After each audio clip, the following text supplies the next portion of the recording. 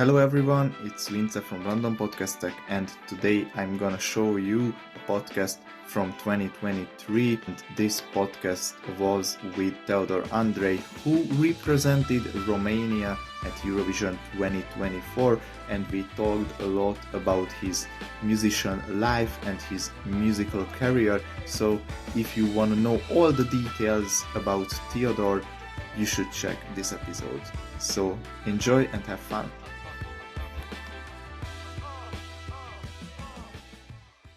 Hi. Hi, hello. Okay, the problem is solved. So, welcome. Welcome to my page, everyone. Today's episode is with Andrei from Romania. Hello, Andrei. Hi, How are you?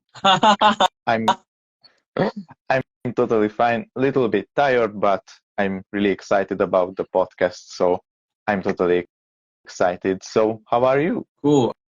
I'm actually really fine. It's been a long run these days because I've just released my new song and the new music video, and it's all going really well. And I mean, the feedback has been amazing so far, and I'm really hoping that this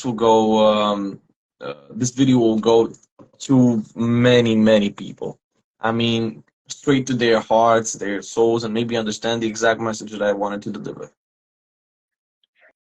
And before we start this conversation, hello everyone. And if you want to see other podcasts with Eurovision artists, just please follow my page and I will try to make more podcasts.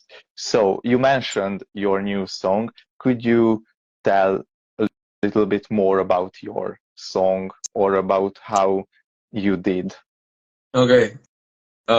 So so hello to everyone watching us and from people from Romania. Bună seara. Sper să ne simțim bine împreună. Este un podcast pe care o să-l facem live pe Instagram.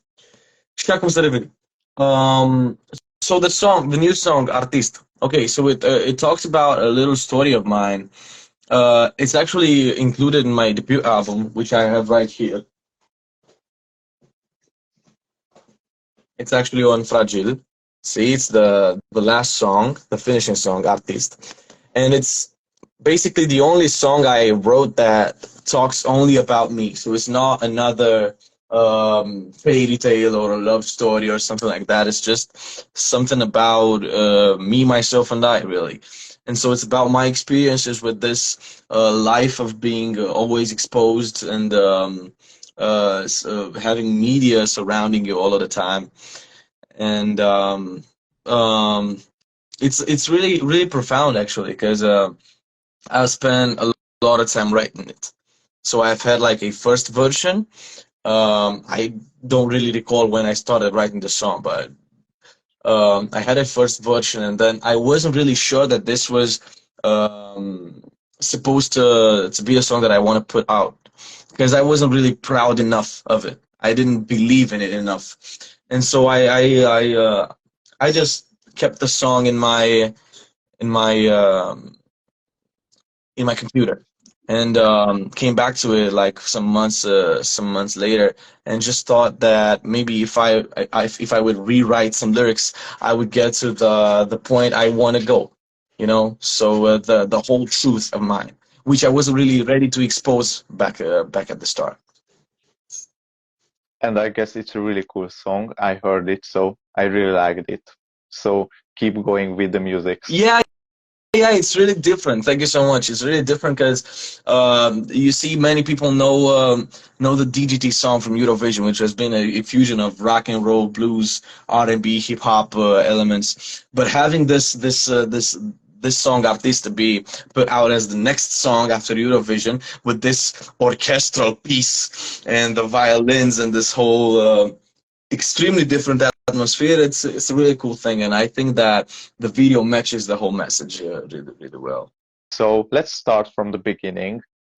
When did you realize that you had a strong connection with music or with singing?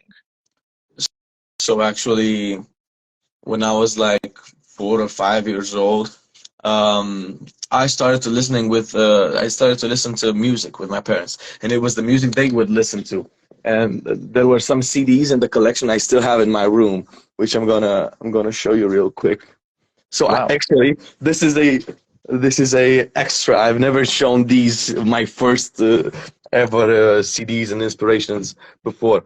So how do I flip that? Oh, okay, okay, good. Okay, so uh this is the collection here, and it goes till down there. But Wow. my first CDs were these ones. So you have Elvis,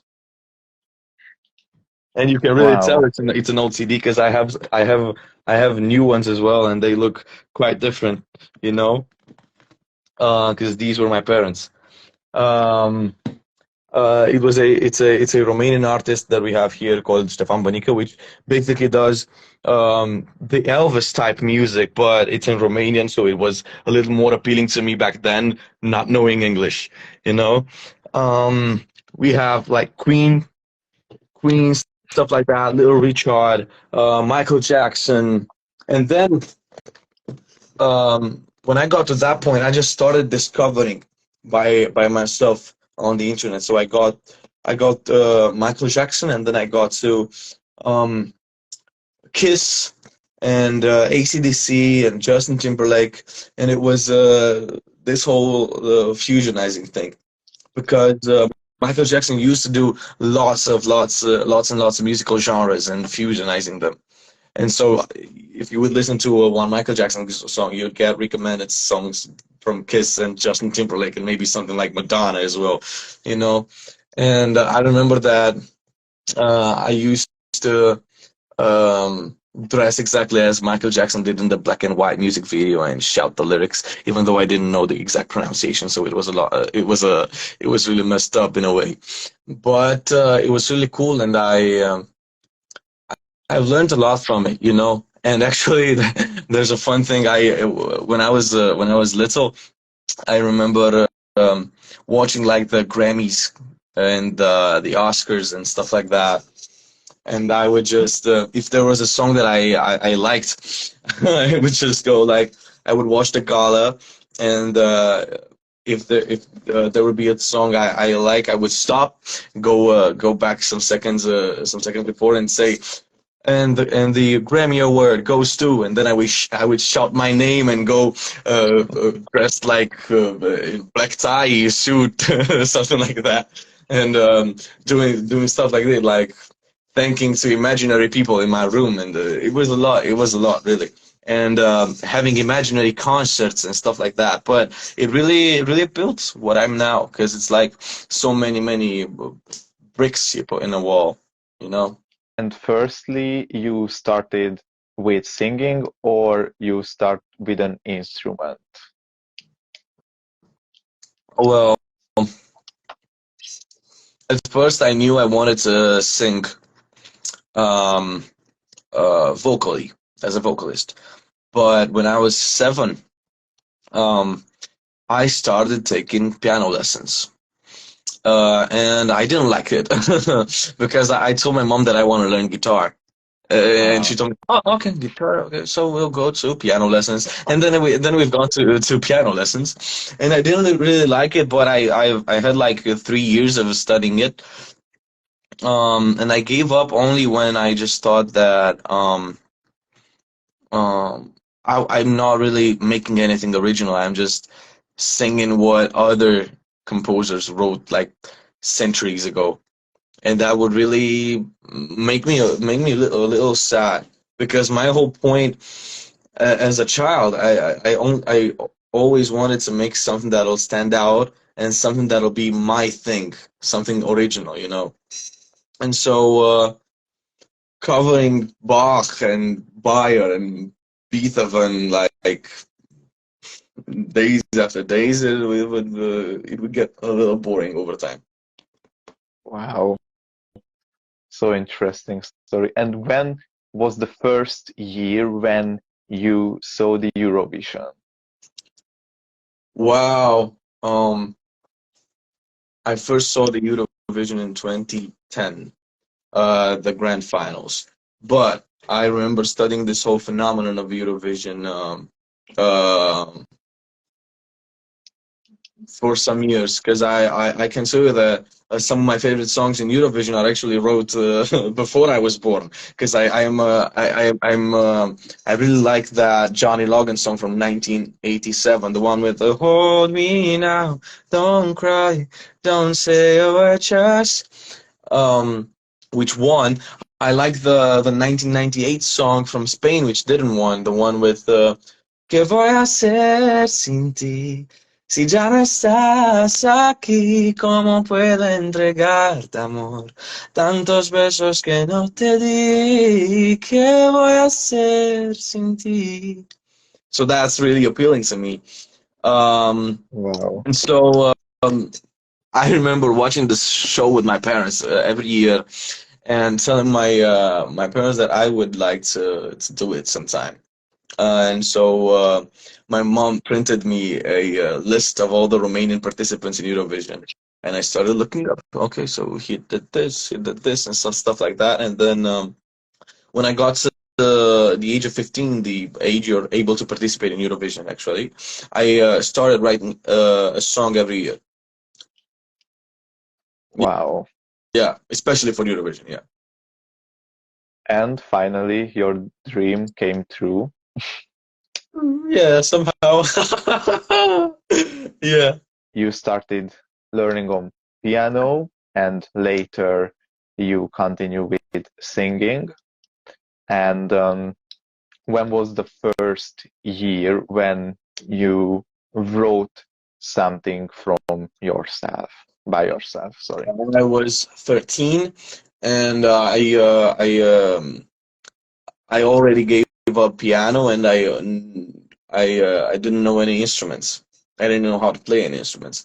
Yeah. And so I was singing with this band in Bucharest in Romania, and the leader of the band told me that I would go really, really far if I would know how to play at least one instrument. And that really, really made me think about it. Because many people told me after I gave up piano, many people told me, "Oh, it's such a shame. You should have continued, because you can't get anywhere without knowing how to play an instrument, you know." And so when this band leader, which was really an influence of mine, told me that I would get far knowing how to play at least one instrument, I started learning the piano all over again by myself, and it was a lot of fun. It wasn't really tiring at all, but it was really, really cool because I learned things that I didn't thought were possible when I started firstly studying the piano, and then I started learning guitar by myself. And the main difference was that being kind of self-taught, you would get to pick exactly what you want to learn, especially. And so when I first started learning piano, I would just know like the scales and how to read a music sheet really fast, sheet music really fast, and then that was basically it, you know. And so when I started learning piano by myself all over again years later, I would just go step by step with musical theory, and that's why I'm really I'm really into harmonic changes a lot. And whenever I play a song that has like so if you have like a basic song, like I don't know, let's say the most mainstream song for now should be something like Ed Sheeran Perfect. Okay, so you have, wow, I put the strap wrong. Okay, so you have like the most basic chords. You have like 1, 6, 4, 5. So you have in G would be G major, E minor, C major, and D major, or maybe D major 7 if you want to spice it up a little bit. So you have, I found a love for me, darling, just dive right in and fall on my knees.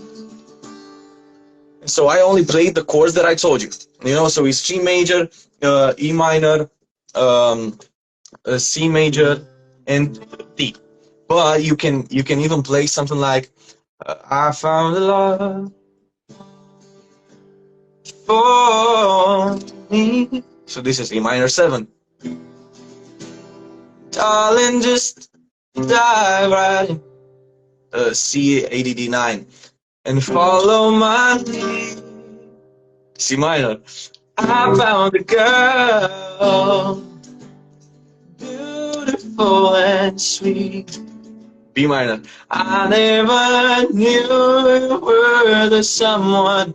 And then D with F sharp. D over F sharp. Follow my lead. We were just kids when we fell in love. So that's kind of my thing. That's the thing I do in my music as well, because I'm really into like changing the things and spicing them up weirdly in some way. But having the context of every single instrument doing the same, uh, it it kind of gets to being something more than just a song. It gets to being the place where every single instrument gets along with one another, and it's like they were uh, made to play this whole thing together. Wow, you're so inspiring. Thanks. I'm I'm totally amazed because I have 4 guitars, but you can see all these. But yeah, I guess writing music is hard a little bit, but yeah, we just have to try our ideas and make something special, or I don't know. I don't know. My first song was horrifying. It was an awful song, but I think that's with all of the first songs.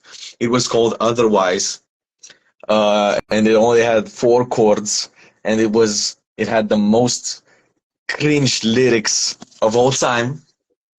Um, and I never had the courage to sing that to somebody else. But I was only writing. So in my first year of learning piano by myself all over again, I've discovered chords and stuff like that, and I would just write songs out of what I was feeling, because it was actually a relationship that finished and inspired me to get back to writing, to learning piano and then writing music. Um, and I would just only write songs with 4 chords and stuff like that. But I've shown like one single song that it wasn't even finished. It was just a chorus with 3 chords.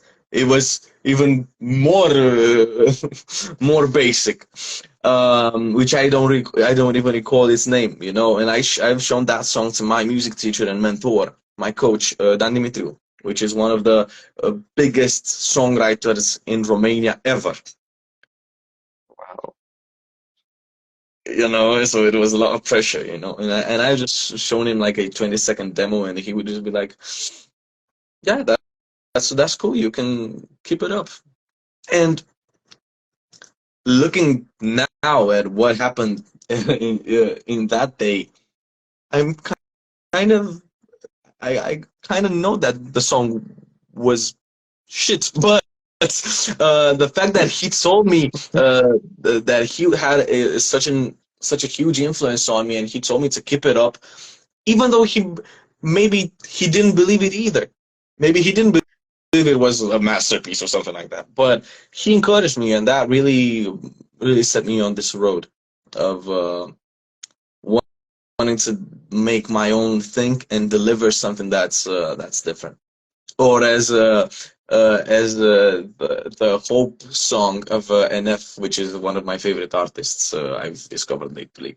NF, even though it's completely different from the thing I'm doing, but I really like his lyrics and stuff like that. He has a lyric which says, "It's time to give the people something different."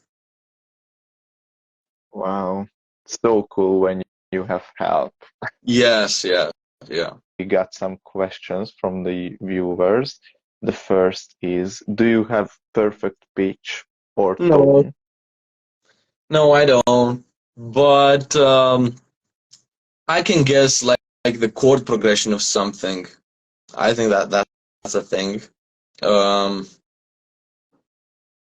yeah, basically that's it. It's I don't know. It's not even like uh, what's that other thing except from perfect pitch, like relative pitch, something like that. I don't think it's that either. But I don't know.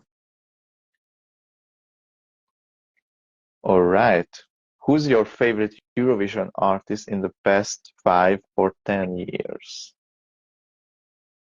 The best 5 or 10 years, or the last 5 or 10 years.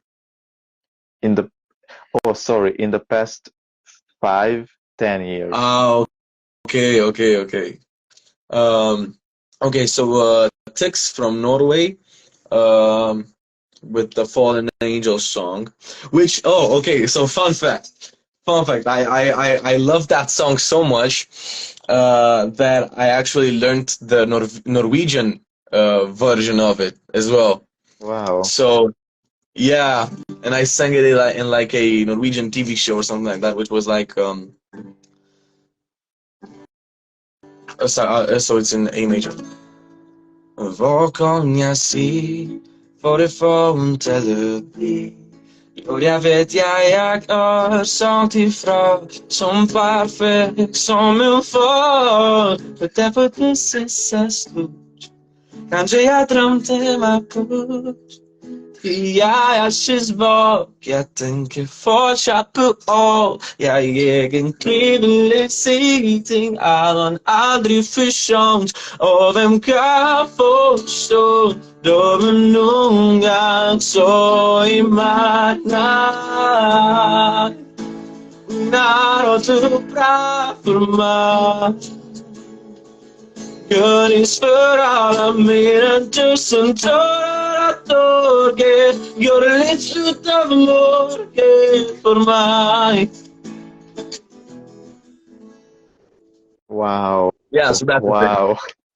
So thanks. So we have like Tix is one of my favorites. I liked the Alexander Rybak. Amazing. Um, he has a song I actually sang in the X Factor in 2020. The one with "That's How You Write a Song," Step One. Måneskin, Vincent Bueno with the Amen song. Um, I think that's basically it out of my favorites. Yeah. Oh, and Sam And Ryder. Yeah, Sam Ryder.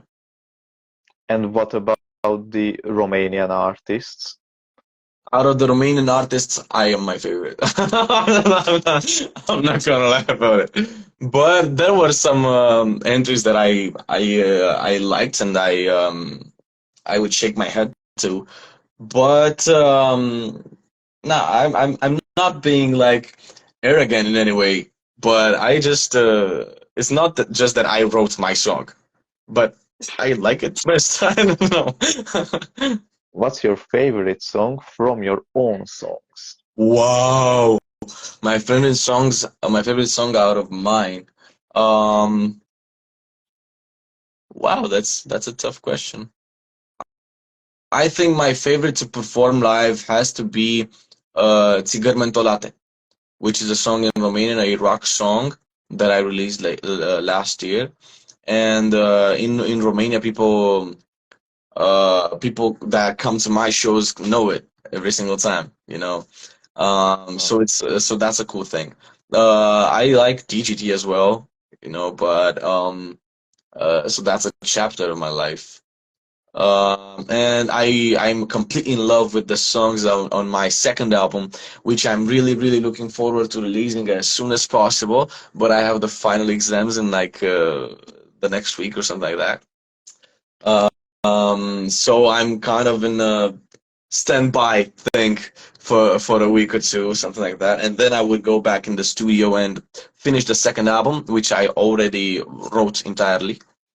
But there's a lot of work to be done, like making the instrumentals and stuff like that, and recording the actual songs and mix master and something like that. And fun fact: a bonus breaking news. I'm going to work on a EP, fully in English and maybe a Spanish song or to one or two Spanish songs as well for like the international audience that supported me in Eurovision.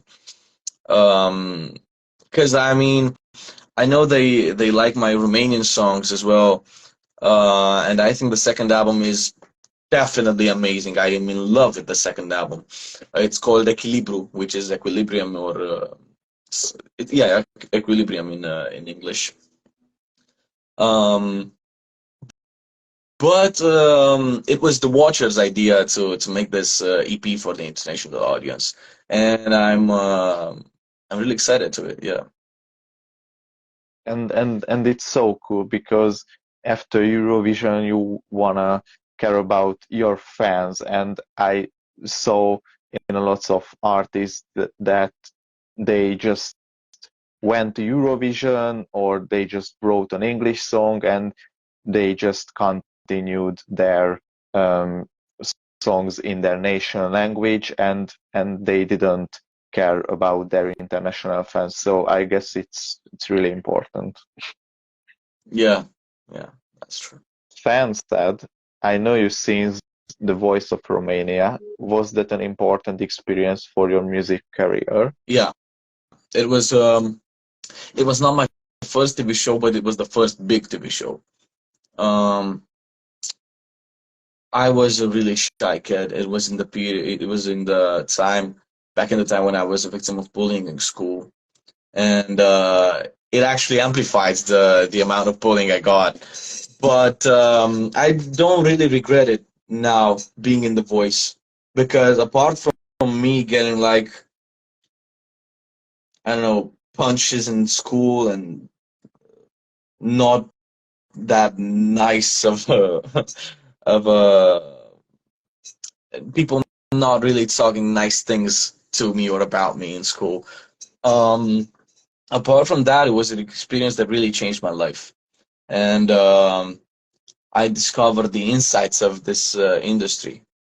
And I've had like three stages. It was like the blind auditions, the battles, and the semifinals, in which I sang "Dream On" by Aerosmith, which it's really, really, really cool. I'm still in love with that performance. I actually did really nice.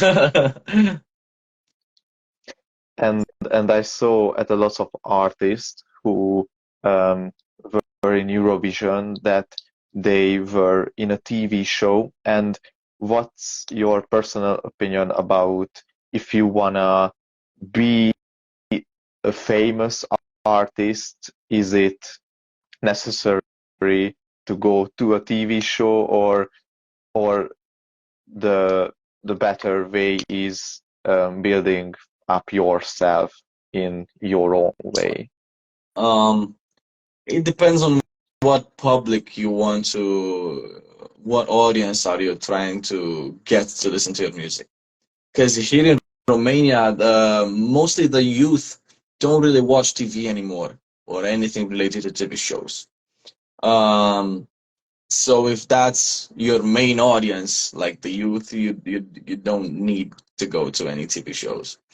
But actually, if anybody wants to go to a TV show such as The Voice or X Factor or something like that, I just encourage them to go, but don't have like expectations of it being a fair show, because it's not about The Voice in any way. So okay, you're talented, you're gonna pass the blind auditions or something like that, but it's not. It's never been about the best singer or the best performances. It's a it's a TV show, and that describes it all. It's a TV show, Yeah, not a singing show. yeah, I totally feel that answer. Oh, fun fact about yourself. Fun fact: I have three cats. I have three cats, and they have really funny names. And I'm gonna uh, story time. Okay, so the oldest cat I have, his name is Tombi. Tombi, which comes from the Romanian word tomberon, which in English is garbage can, because actually he was thrown by his I don't know who threw him in a garbage can, and so he lived there when he was that young. He was actually like uh, he was so young he didn't even have like the capacity to open his eyes. So the exact image of a newborn kitten. And so my mom and I and I don't know, one more friend of my mother's, we saved the Tombi, the cat and his friends, and yeah, so that's the story. He's beige and white. His name is Tombi, Tomberon, garbage can. That's basically it. The second cat is called Kevin, because I was a huge fan of the Jonas Brothers TV series on Disney Channel when I was little, and all of my friends were talking about Nick and Joe, and nobody paid attention to Kevin, and I just thought that maybe I should name my cat Kevin because it's a sort of a tribute or something like that, appreciation post Kevin, and then the youngest cat is a girl, the only girl, and her name is Rona, which comes from Corona because I got her into pandemic here. So that's that's it with the cats. Among the disappointments, what's your favorite memory of your Eurovision participation? Uh, uh, the people, and making photos and signing pictures and autographs and stuff like that, and the people knowing the lyrics of my song, especially the ones in Romanian. Yeah, and that was a thing that completely got me thrilled in Liverpool, but in the pre-parties as well. And so that's kind of the greatest thing. The fact that I'm a Romanian artist. I'm not even 19. I'm just 18. I'm turning 19 in October, and there were in Amsterdam and London in the pre-parties, and in Liverpool as well, because Liverpool was the biggest audience. It was way more people than the pre-parties. Thousands of people shouting lyrics in Romania. That's like that's the great part of it. Yeah, that's basically it. Tell me a little bit about creating D.G.T. I'm so curious. Okay, so that's actually quite simple. So I had the album. It was almost done.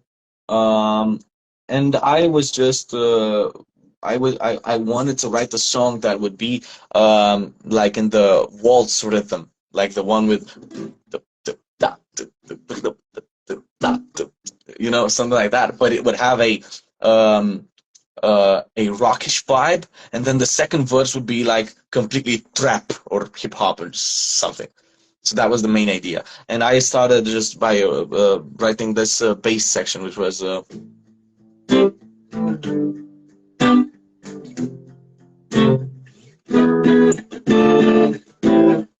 and then having this, I made the instrumental, um, and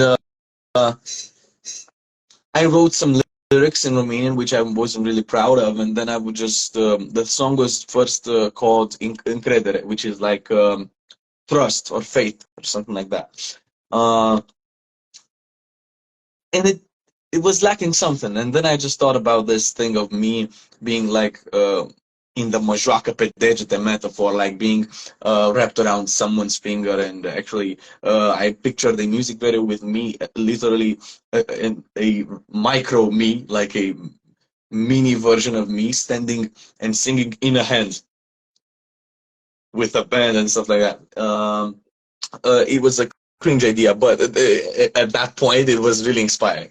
And so I called the song D.G.T, which again was a really stupid title because I was just imagining like people going, oh, okay, so this song is called Fingers.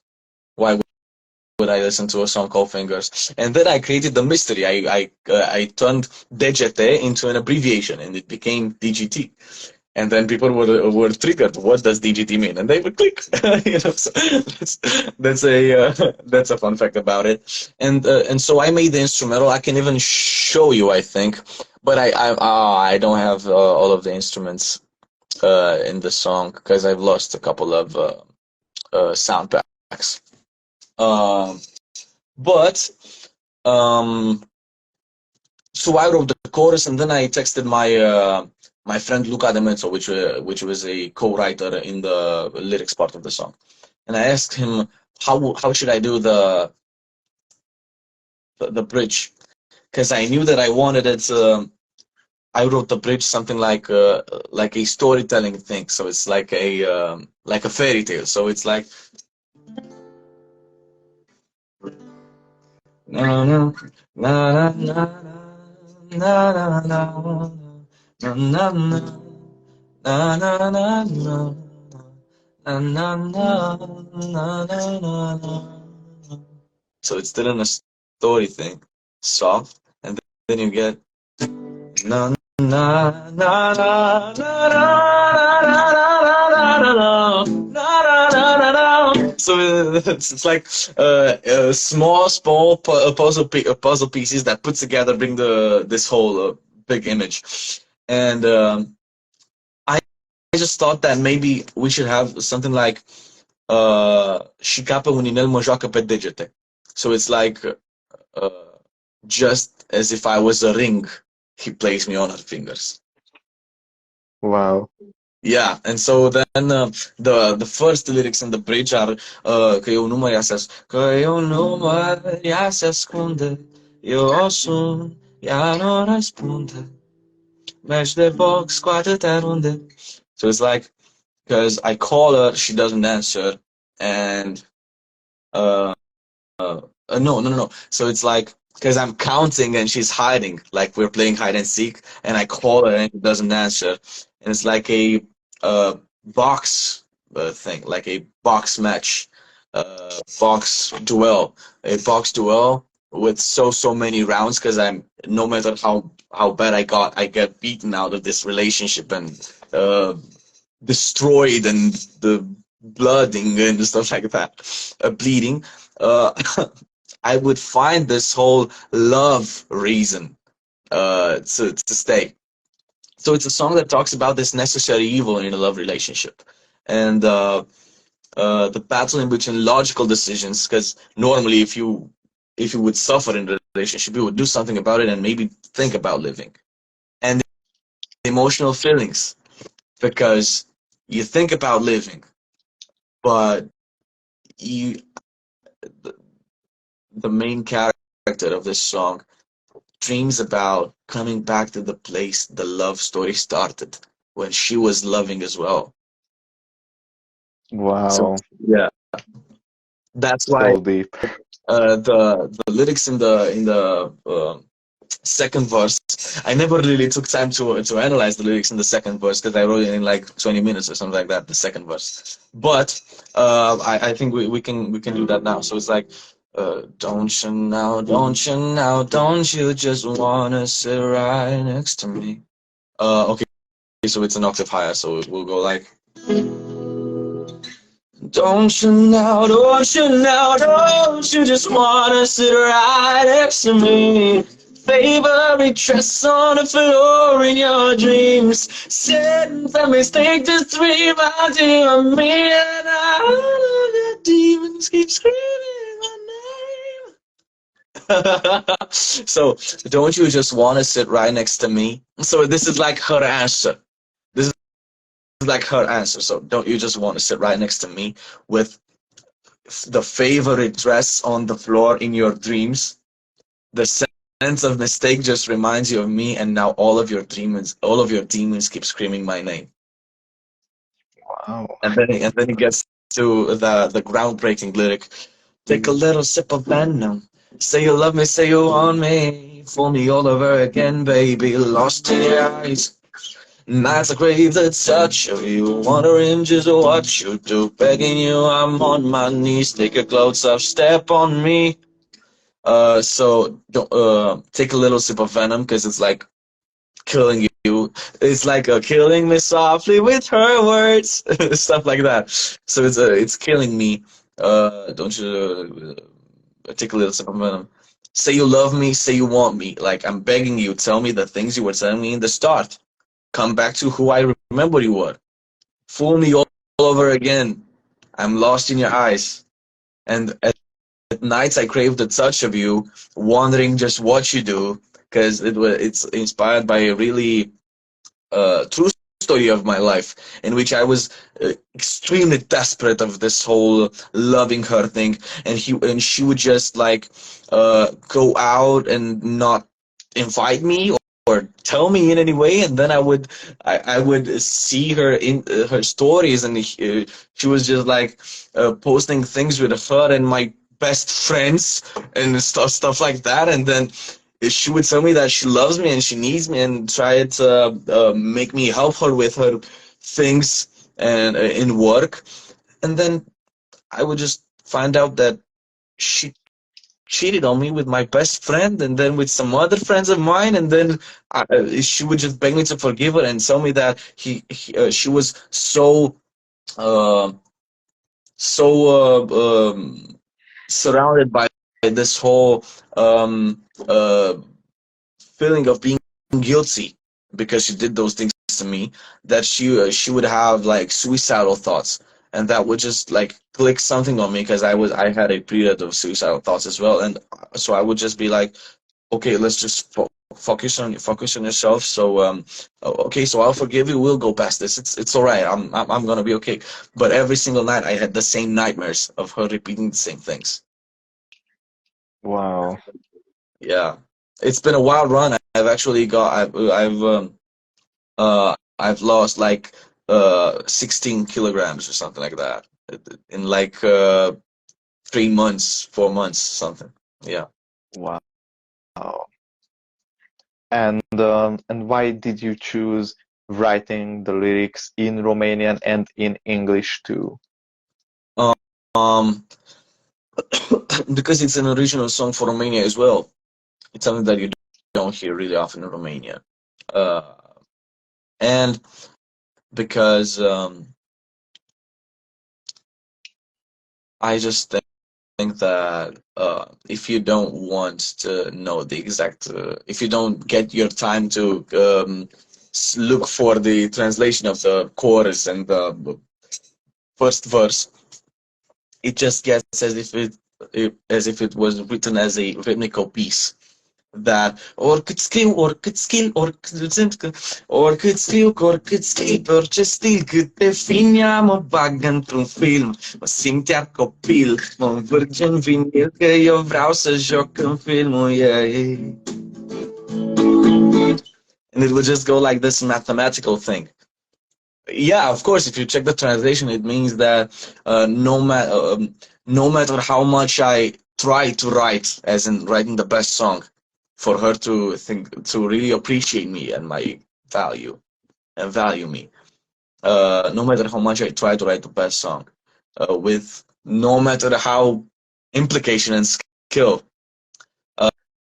in every single musical genre, she gets me in Yamubag and Trofeo. She gets me like in a movie or a feeling in which I feel like I'm a child again, and she's just like being able to control me and change the whole world that's surrounding me just because she can pop her fingers like this, like instantly.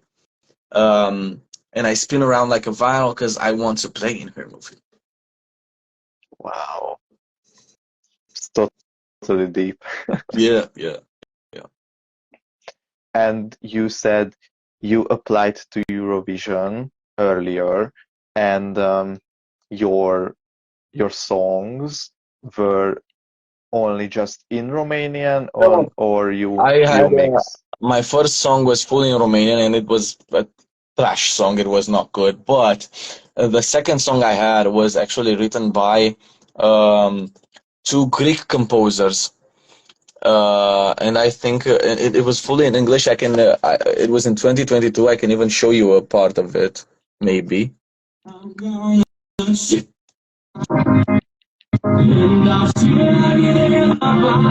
Yeah, that's it. You can hear it well. Yes. Yeah, so it's like it's called "Fire in My Heart," and it would just go like this. So this is the bridge. And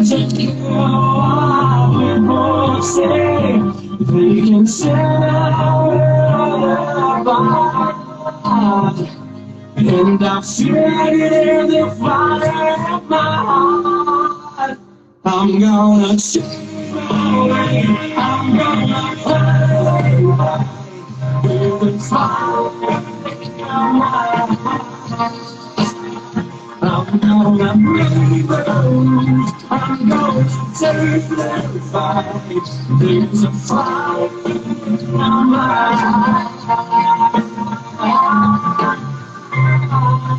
heart. Yeah, it's cool. Wow. That's cool. And which was the year when you wanted to send that song to Eurovision? 2022.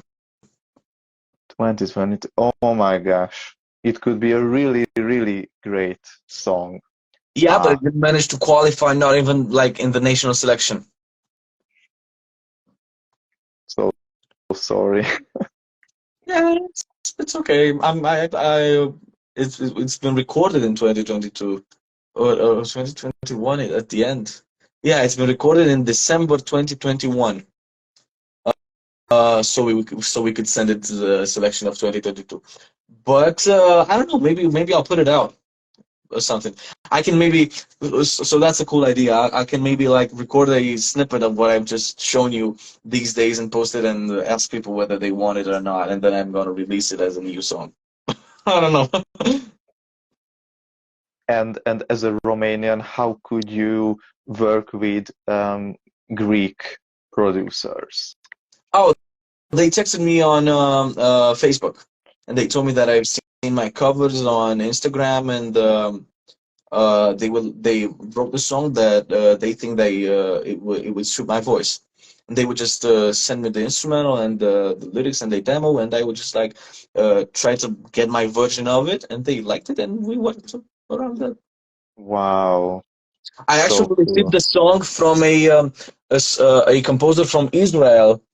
In 2022, but in the same year. But I don't know if I have the demo. It was called "Leave Us Alone." Oh, here it is. "Leave Us Alone" demo.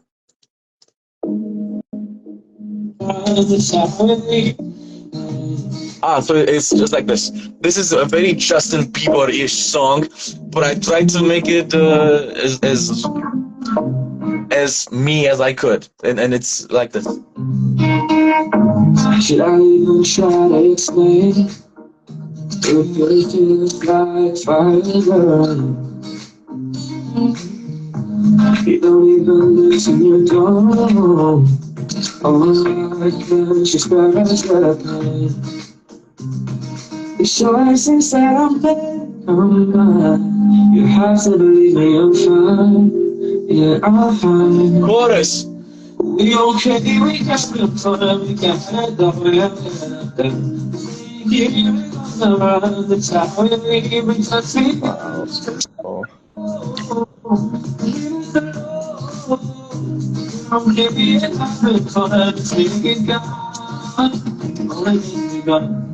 But the fact with this song is that I recorded this demo, and I sent it to the songwriter that gave me the song, and he would just text back, "Oh, that's cool, but I don't like it, so it's okay, thank you."